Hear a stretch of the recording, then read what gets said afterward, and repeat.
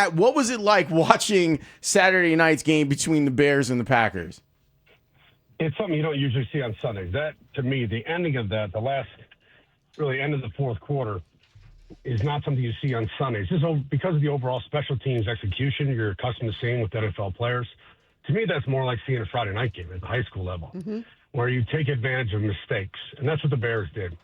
You can say what you want about how they played the majority of the football game, which they didn't play great in certain areas of the football game. We understand that. But what they did at the end, when someone opens a door for you as a winning football team, you take it. That's what the Bears did. Capitalizing the special teams mistake. What they did in overtime to turn the football over wasn't necessarily because of what they did defensively, but they took advantage of the situation. And I thought what Ben Johnson did in overtime to set up that throw from Caleb Williams was excellent play calling. Okay, so we used to call that the shot zone. The shot zone is the ball between the 40s, right? 1st and 10, if you're on defense, that alarms have to go off because that's when you take your shots from an offensive perspective. 3 tight ends in the game. Everything looks like run. Everything. When you're watching on TV or, in my opinion, when you're playing defense for the Green Bay Packers, watch the safeties in that play. They step downhill towards the line of scrimmage. It gives you the one-on-one over the top. I'll tell you what, that throw from Caleb Williams, and look at the game situation, the matchup, the implications of that football game for the NFC North, that was the throw of the year so far in the NFL. It really was. Like that game and the atmosphere and that throw was really spectacular. And trying to get a hold on what it takes for a player to disregard whatever's happened the first 55 minutes, 57 minutes, 58 minutes of a game, that type of ability is really hard. I don't know how Caleb has it in his repertoire, but he seems to still be himself in those moments and sometimes elevates what he can do in those moments, which is kind of the definition of clutch. Yeah, I would agree. And I think we can all agree right now that Caleb is still developing under Coach Ben Johnson in terms of certain areas of his game. But when it comes down to your point, Lawrence, in critical moments of football games, he plays like a star. He plays like a superstar in the NFL. That's what he has done during this win streak. And that is a critical trait to have. That is a natural trait you cannot teach. Playmakers have that. You cannot coach that. Look, I've tried at the high school level. You cannot do that. Either you have it or you don't. And right now, Caleb is proving throughout the second half of the season that he is one of the natural playmakers in this league. I'm curious now that you do coach at the high school level. Shout out the IC Knights. There you go.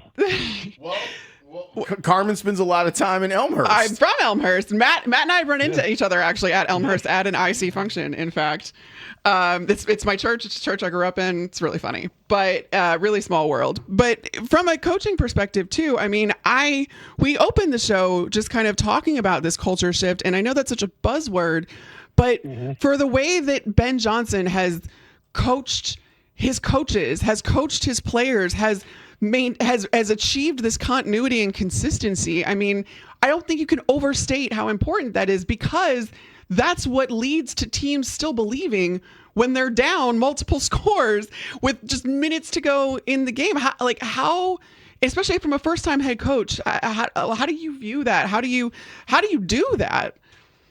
Well, I agree with exactly what you're saying. It is culture. It is a team identity. It's also on the defensive side of the ball with Dennis Allen, especially Al Harris coaching in the secondary, what they're doing, taking the football away at a high rate. It doesn't happen by accident. That's my point. That is something that is coached. That is something that is built, starting in the offseason through training camp and through adverse moments. And look, from a football player, I've always said this, you're going to get adversity in games. And the reality is you don't get to choose when it happens. You just don't. That's part of being an athlete. But can you respond to it? And that's what the Bears have really done during this second half of the season, is responded to adverse moments and made plays in adverse moments to win football games that no one thought they could when you're watching from home. So I guarantee you ask Bears fans, when you're down late in the fourth quarter and you need an onside kick, everyone's saying this football game is over. Because, look, the onside kick is completely different than when I played. When I played, it was the Wild West. You can put as many guys on one side of the ball as you wanted to. It was extremely violent and nothing like it is now, where you have to wait and it's passive. And they got a lucky bounce. But guess what? Like we're talking about, they took advantage of it. Mm-hmm.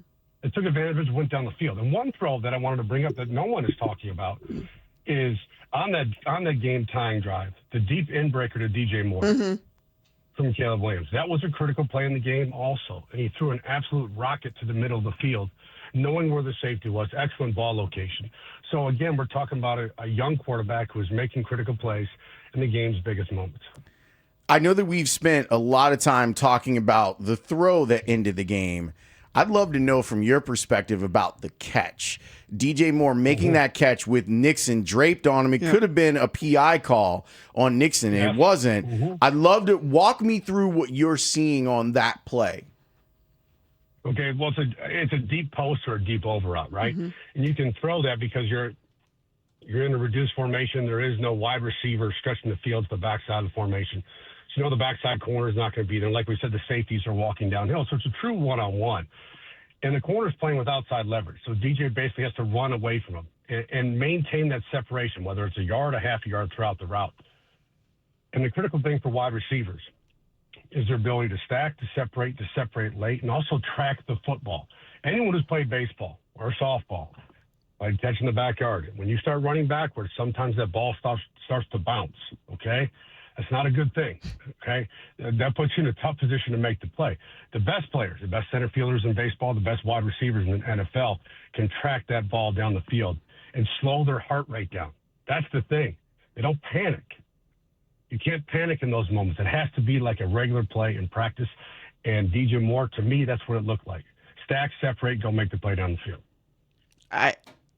I'm glad that you brought like that sequence up though, just in general because like we talked to DJ Moore in the locker room actually, and it wasn't that throw, but it was the ending throw, the catch.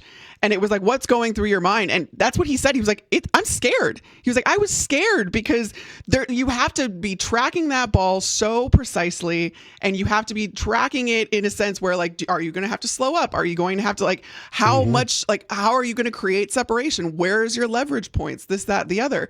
And I think it's really interesting to kind of talk through all of the things that are going through your mind, not only as a receiver, but as a DB, between leverage points and how, like, you couldn't have gotten better coverage on that either, though. Like, I mean, I know that he could have been called for PI, but at the end of the day, that was really good coverage. So how do you win in those scenarios? How did DJ Moore win on that specifically?